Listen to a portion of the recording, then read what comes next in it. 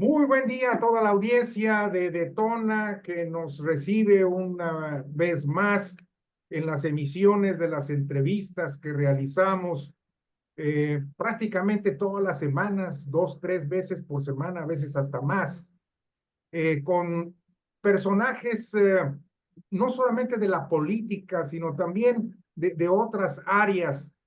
Por cierto, ayer tuvimos una plática padrísima que al rato la van a subir sobre lo que es la reconstrucción del tejido social, que a mí me encantó, espero que a la audiencia también le guste.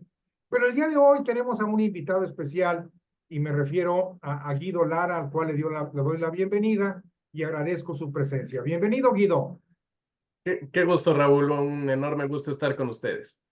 Muchas gracias. Pues mira, concretamente el tema es el siguiente. Voy a tratar de ser lo más puntual para dejarte la palabra y tú puedas pues ampliar y explayarte con toda libertad. Es evidente que el 2 de junio sucedieron muchos fenómenos en lo que fue el resultado de la elección o la evolución del resultado de la elección. Entre ellos sorprendió que un porcentaje muy importante de la clase media, media alta, haya votado por Morena. Y por ahí hay algunos datos de conocidos tuyos y conocidos míos que coinciden más o menos en que de cada 10 adultos mayores, 6 votaron por Morena. Se deduce que fue en una muestra de agradecimiento por el bono a los adultos mayores. También se habla de que de cada 10 jóvenes entre 18 y 29 años, 7 votaron por Morena. Los números podrían variar un poco, no lo dudo, pero sí hubo, estuvo más canteado a favor de Claudia que de Xochitl. Pues aquí la pregunta es la siguiente. Toda esta gente que votó, yo respeto la libertad de cada quien, es legítimo, ¿verdad? Pero para mí y para mucha gente, fíjate, un paréntesis. Ayer que anuncié que te iba a entrevistar y mandé tu semblanza y todo el rollo, me empezaron a caer una gran cantidad de preguntas. Y eso me da gusto porque todavía hay interés en el tema. Claro, Entonces, la pregunta es, ¿por qué crees tú que estas personas libremente hayan ejercido su sufragio a favor de Morena sin pensar las consecuencias de otorgarle a Morena, tú lo decías hace unos días, un cheque en blanco prácticamente, ¿verdad? ¿Cuál es tu percepción? ¿Cuáles serían tus respuestas a este entorno? mira, es un tema muy complejo, pero lo que es bien importante es que tratemos de cambiarnos los lentes con los que miramos la realidad y con los que entendemos el comportamiento de los demás, porque se ha comprobado que esos lentes, decir esas ideas, conceptos, paradigmas con los cuales estamos evaluando el comportamiento de los demás, no son funcionales porque no te dejan ver.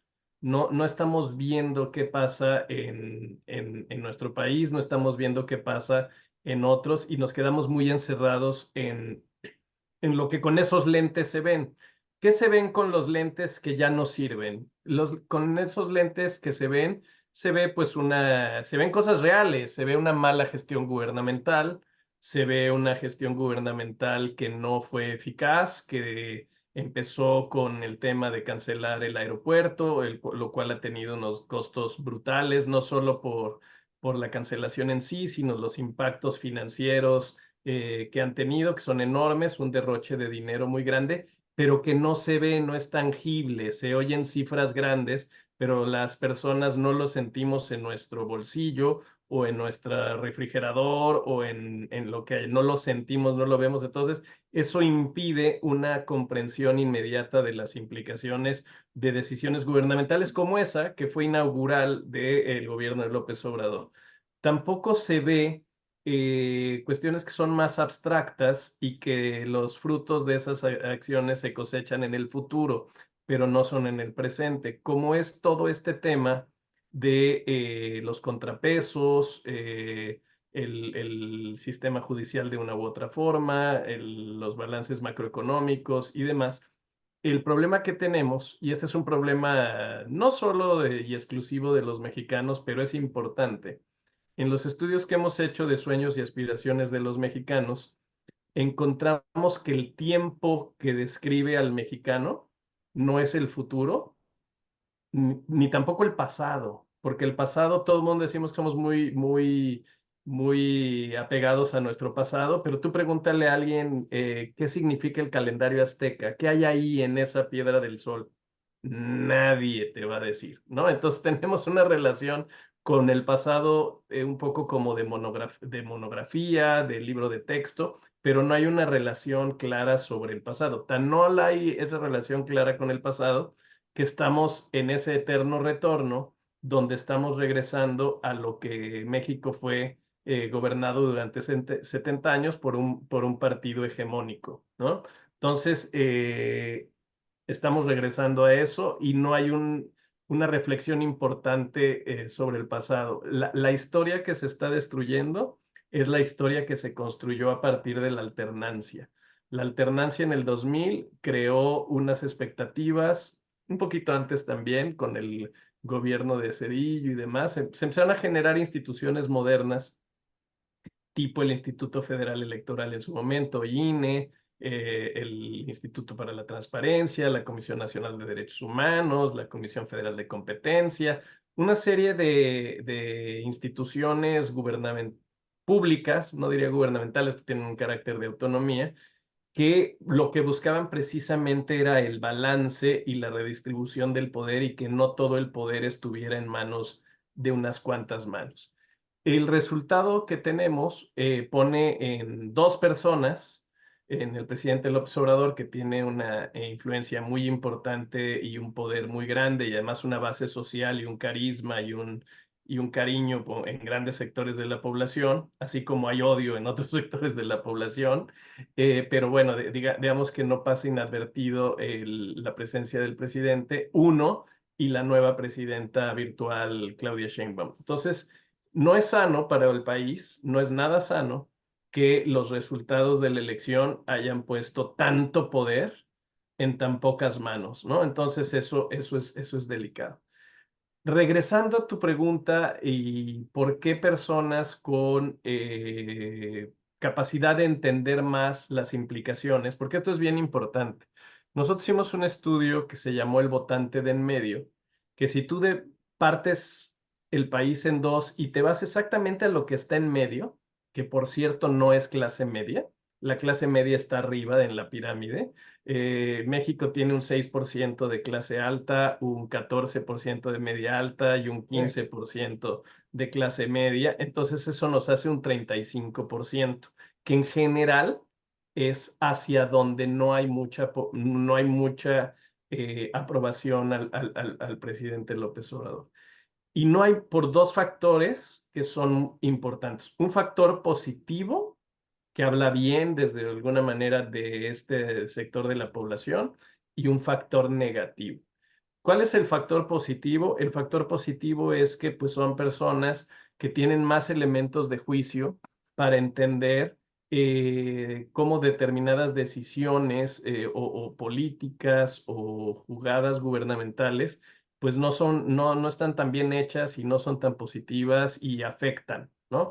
Es el lado que se tiene en determinado nivel socioeconómico, fundamentalmente por la educación a la que se tiene. No entremos en clasismos y en racismos, que eso es el lado que ha hecho mucho daño. Y esa es la otra parte que es la negativa de esta parte de las personas que estamos en el tercio superior de la pirámide social, que es que no en mi caso, pero en general, no les gusta esta idea de que se iguale la sociedad, ¿no? Este insulto de no seas igualado. Y mucho el mexicano se ha construido a partir, subir significa poder joder al de abajo, no crecer, no, sino mostrar cierta superioridad. Entonces, ese lado insensible con las mayorías, pues ha generado mucho rechazo, mucho resentimiento abajo. Entonces tenemos que no hay palabra más dañina y desprecio más dañino que hablar de los ninis, por ejemplo, ¿no? Hablar mal de los ninis, pues es no entender que hay una gran cantidad de jóvenes, la mayoría mujeres, que se les dice que ni estudian ni trabajan, pero están trabajando de una manera importante en todo el sistema de cuidados.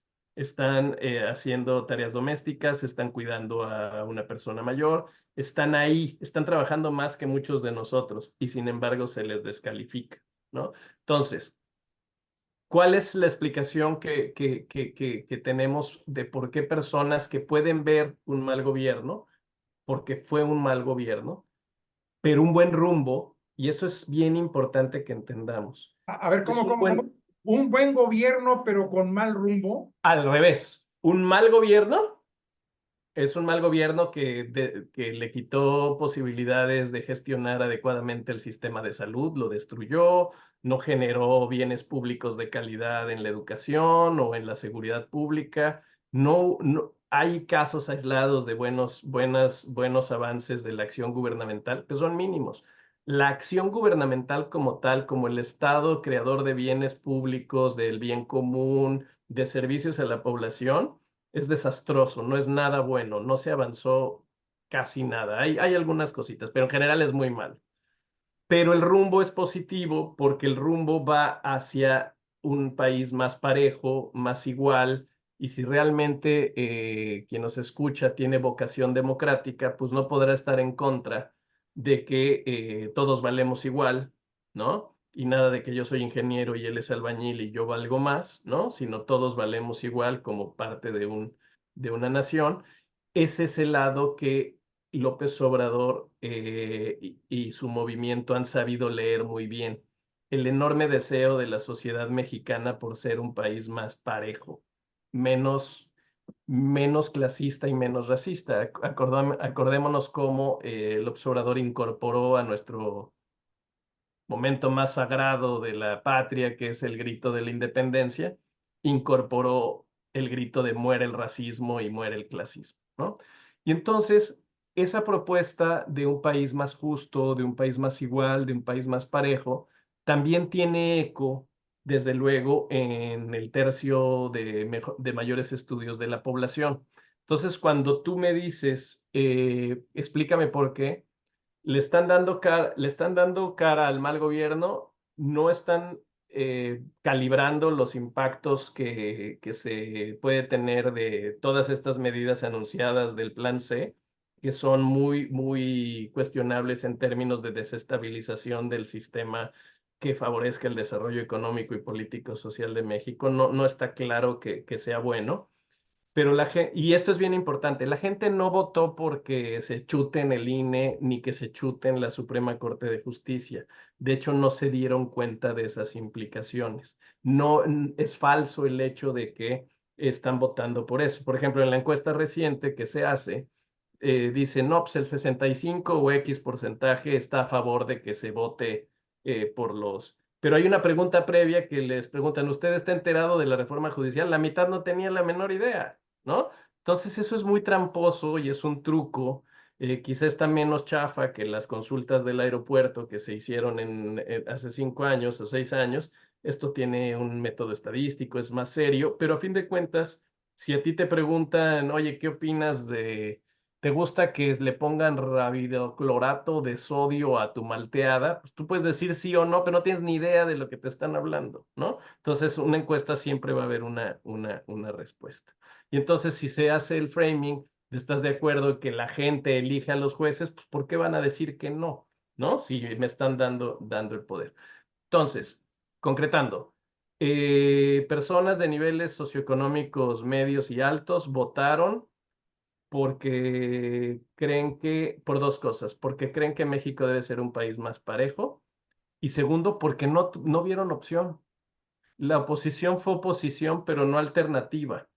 ¿No? Una cosa es, fuera un freno, pero no camino, no proyecto, no visión, ¿no? Entonces, ante la pregunta, oye, todo está fatal, todo está muy mal, abrazos no balazos, es una burla, se chutaron el seguro popular, no hay medicinas en ningún lado, el huachicol va en aumento, la criminalidad, la extorsión, sí, pero ¿qué me ofrece el otro lado?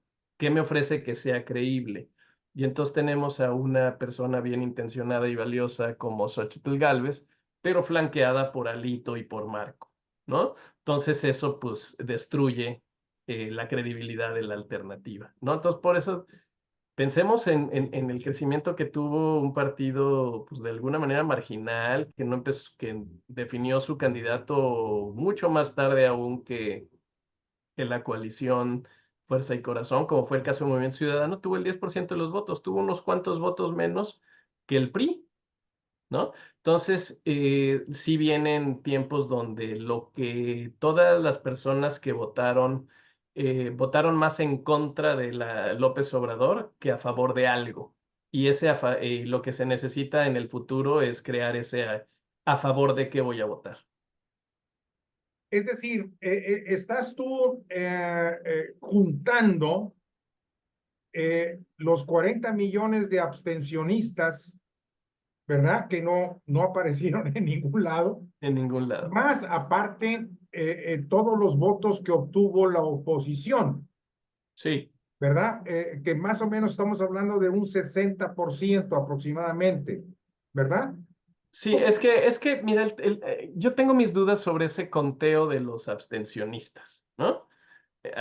Los abstencionistas siempre o sea, siempre ha habido ese 40, más o menos ese 40% de personas que no votan. Y no votan por razones de mucho tipo. Y hay razón. Simplemente habría que hacer un conteo. ¿Cuántas personas están obligadas a trabajar ese día que no tienen la posibilidad de ir a votar? Fíjate que, Habría que perdón que ver te ese dato, interrumpa, sería interesante.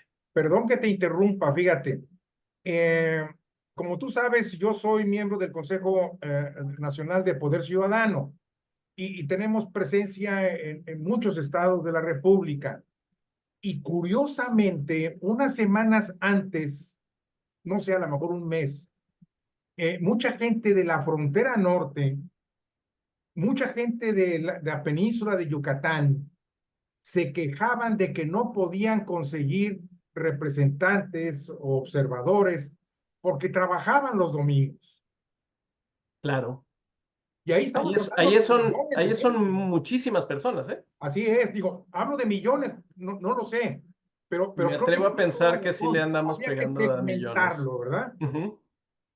Qué Tienes esos, tienes luego, y seguro, Raúl, tú tienes personas amigas que, oye, pues, ¿por qué no votaste? No es que me fui a París, oye, es que estuve de fin de semana, oye, es que no renové mi credencial, oye, es decir, una serie de personas que estaban a favor o en contra de cualquiera de las opciones, pero que no votaron por desidia. Entonces, a mí no me gusta mucho hacer esa cuenta de que hay un 40% que no votó. Yo creo que ese se reproduce, no es todo en contra de nadie, es en contra del sistema en general, ¿no?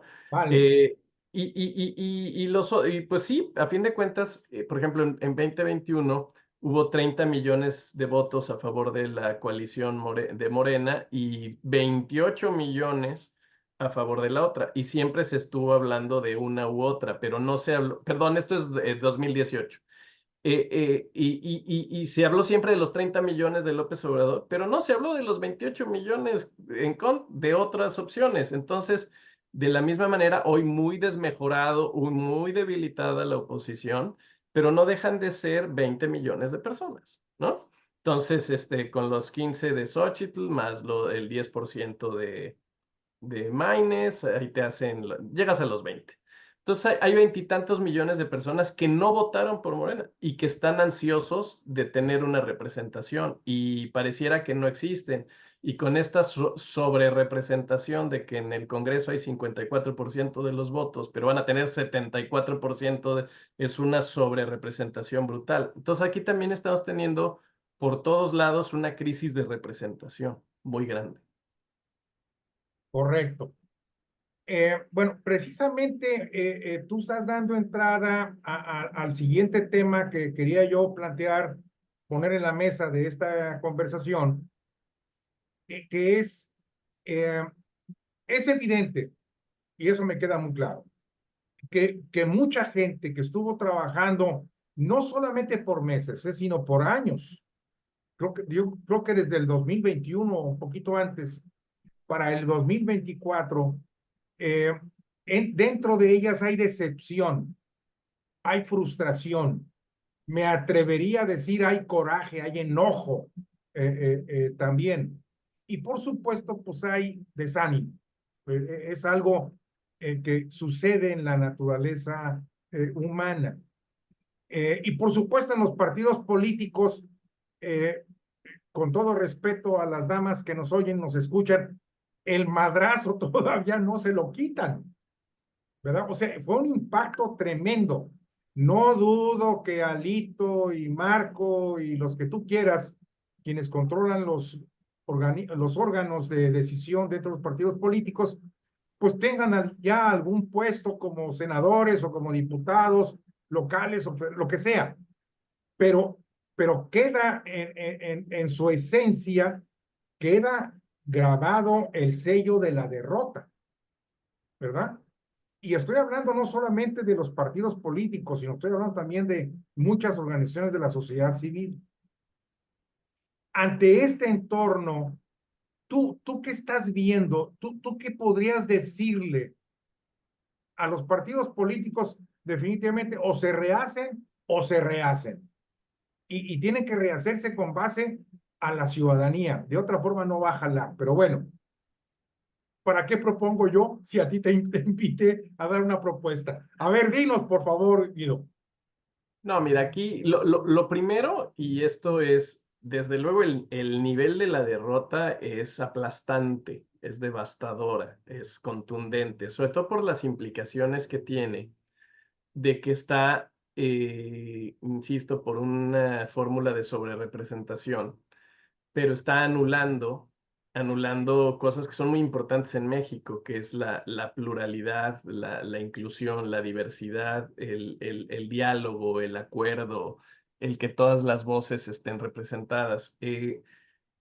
Está muy fácil a un gobierno con vocación autoritaria, pues ya tiene las herramientas para seguirse, voy derecho y no me quito. Entonces, lo que diría es pues, aprender de las personas y de los líderes y de los movimientos que han luchado a partir de toda la vida por sacar adelante sus ideales.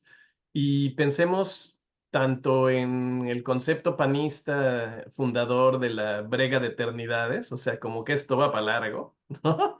Y bueno, pues sí se tardaron unas décadas y se coronó Vicente Fox y luego Calderón. Lamentablemente, pues no estuvieron a la altura de los retos y decepcionaron al menos así lo demuestra la voluntad mayoritaria en las urnas, ¿no? Pensemos en un propio López Obrador que no ha cejado, no cejó nunca ante la más dura e inminente derrota que fue haber perdido por 0,56%, luego haber hecho pues, esa resistencia muy cuestionable de tomar reforma que lo ponía muy por afuera del sistema y que solo las fallas del gobierno de Calderón y de Peña lo revivieron, lo resucitaron, pero él no quitó el dedo del renglón. Él y su movimiento no dejaron de Persistencia. perseverancia, perseverancia, perseverancia, perseverancia, perseverancia. Y uno de los enormes problemas que tenemos como país y especialmente como élites, y es que queremos la satisfacción inmediata, el fruto inmediato, y hay poca perseverancia, ¿no? Lo vemos hasta en cuestiones muy simbólicas como los propósitos de Año Nuevo, ¿no? Que todos empezamos en enero llenando, por decir algo, llenando los gimnasios y el martes en febrero ya se acabó, ¿no? Entonces, es una invitación a la perseverancia, por un lado, pero por otro, eliminar la terquedad, que es un poco la parte que decías tú del enojo y no puede ser que la Marea Rosa haya salido a defender al INE y luego con insensatas teorías de la conspiración y jaladas de algoritmos mágicos empieza a golpetear lo que se defendió, ¿no? Entonces sí tiene que haber, se tiene que tener mucho cuidado en no caer en alternativas radicalizadas que aún marginen más las ideas que se defienden. Y sí eliminar las taras de quitar, no es que yo no conozco a nadie que haya votado por Claudia Sheinbaum, bueno, pues eso quiere decir que tu círculo es muy cerrado y, y estás muy exclusivo y no escuchas a tu país y no lo oyes, no lo sientes, no estás haciendo conjunto con todos los mexicanos, ¿no? Estás más bien separándote y aislándote. Entonces, perseverancia, respirar hondo. Las etapas del duelo son las famosas negación, aceptación y luego para darle para adelante para lo que con imaginación y con seriedad. Algo que no puede pasar y le pasó a la sociedad civil. Y tú lo entenderás muy bien como cabeza de una de esas entidades, como miembro del grupo directivo de Poder Ciudadano. No se le puede subrogar a la panda de ampones de los partidos la representación ciudadana, ¿no? Entonces, ese es un enorme reto. Los partidos, si no dejan de ser controlados por sus dirigencias y simplemente se convierten en trincheras que defienden sus parcelas de poder, pero están absolutamente desconectados con el trabajo territorial, con la tierra, eso es fundamental. Entonces, pensemos el enorme éxito. Alguien por ahí decía en un Twitter muy bueno, no se hagan bolas, quien ganó las elecciones son los servidores de la nación. Pues de alguna manera muy criticable porque está usándose recursos del Estado y programas del Estado mexicano para un fin partidista, que esto se había logrado darle la vuelta porque era un poco el truco del PRI para mantenerse y ahora se regresó. Pero si los partidos, las organizaciones de la sociedad civil no tienen base territorial, no trabajan en los barrios, no trabajan en las rancherías, no trabajan en las colonias, pues esto seguirá siendo un movimiento de Twitter, ¿no? Y entonces todo el mundo muy sorprendido en Twitter porque lo que se oye en Twitter no aterrizó en la realidad. No, pensemos que Twitter es el 10% de la sociedad mexicana, ¿no? Pensemos que muchas de las campañas se hicieron en redes sociales. Hay un 20% de las personas que no tienen, de los mexicanos que no tienen acceso a Internet, ¿no? Entonces, pensemos bien, entendamos bien nuestro país para poder jugar dentro de la realidad de nuestro país y no dentro de la realidad de nuestras pequeñas burbujas, Raúl. Te platico rápidamente. Desde hace unos días, mucha gente, y digo mucha gente, me ha criticado porque yo he estado repitiendo parte de los conceptos que tú nos has estado diciendo el día de hoy y yo he tratado de encauzar ese coraje, esa molestia, para decir es que no podemos vencernos, no podemos sentirnos derrotados, tenemos que seguir adelante, ¿verdad? Entonces mucha gente no le gusta eso, le gusta más bien flagelarse, ¿verdad? Eso es muy fácil poder hacerlo. Y hace unos días me escribió un amigo que nos conocemos hace muchos años y después de una conversación vía WhatsApp, al final me dice, Raúl, ¿qué no puedes entender que en mi casilla ganó Xochitl? Dije, ah, cabrón. No, pues, está bueno. Ya. ¿Ya? Apaga la luz y vámonos, O ¿no? sí, digo, ya, ¿para qué? En mi mundito ganó Xochitl y por lo tanto en mi mundo, en el país tenía que ver. Eso es muy ilustrativo del problema. Sí. Caray, Guido, pues agradezco una vez más tu tiempo, tu generosidad y si me lo permites, me gustaría volver a conversar contigo dentro de algunas semanas o posiblemente 1 o 2 meses, porque pues vienen todavía tiempos muy complicados que tenemos que seguir observando, analizando, compartiendo y actuando en última instancia, ¿verdad? De entrada, pues es esta famosa reforma al Poder Judicial, vamos a ver en qué termina. La actuación de López Obrador, todavía con esa insistencia, ese protagonismo hasta el último segundo de su mandato, y no sé si lo quiera prolongar por más tiempo, ¿verdad? La integración del gabinete de Claudia, por supuesto, y hay un evento que a mí me inquieta por mi origen economista. En los primeros días de septiembre tiene que presentarse el paquete Presupuesto. económico para el año 2025.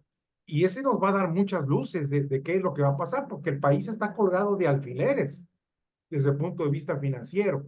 Claro. ¿Qué es lo que va a suceder en el PRI y en el PAN? En el PAN, no sé si estás enterado, ayer platiqué con una buena amiga, Adriana Dávila, que aspira a ser candidata a la presidencia nacional del PAN, y me dice que la elección interna del PAN va a ser a finales de octubre, que ese también va a ser otro evento que hay que seguir con lupa, y hay muchas cosas más. Pero Claro. bueno, me gustaría seguir conversando contigo, ya sea en privado o en público, y que tú nos compartas esa lucidez que tienes para poder transmitir conceptos que muchas veces tu servidor y la audiencia no tenemos. Agradezco mucho. Encantado, Raúl. Felicidades por tu trabajo, valiosísimo. No hay que bajar la guardia, hay que seguir impulsando en lo que uno cree, lo que uno propone y por el bien de México. Y felicidades por lo que han logrado en Poder Ciudadano. Te agradezco mucho. Y también aquí en Detona no tienes idea lo que hemos hecho, ¿eh? Tenemos 3 años y medio de vida esta plataforma, tres Ah, qué años y bien. medio de vida. ¿Sabes cuántos visitantes tenemos ya registrados oficialmente en nuestra plataforma? No. 14 millones, Ah, buenísimo. 14 millones. Y vamos por más, vamos por más, Mi ¿verdad? querido Raúl, eres el Loret que México esperaba. No, no, no, no. Oye, creo que lo puedo superar en otros términos. Muy bien, muy bien, muy Te bien. mando un abrazo, Guido, ¿eh? Abrazote, que estés Ha muy sido un bien. placer. Hasta luego. Hasta luego.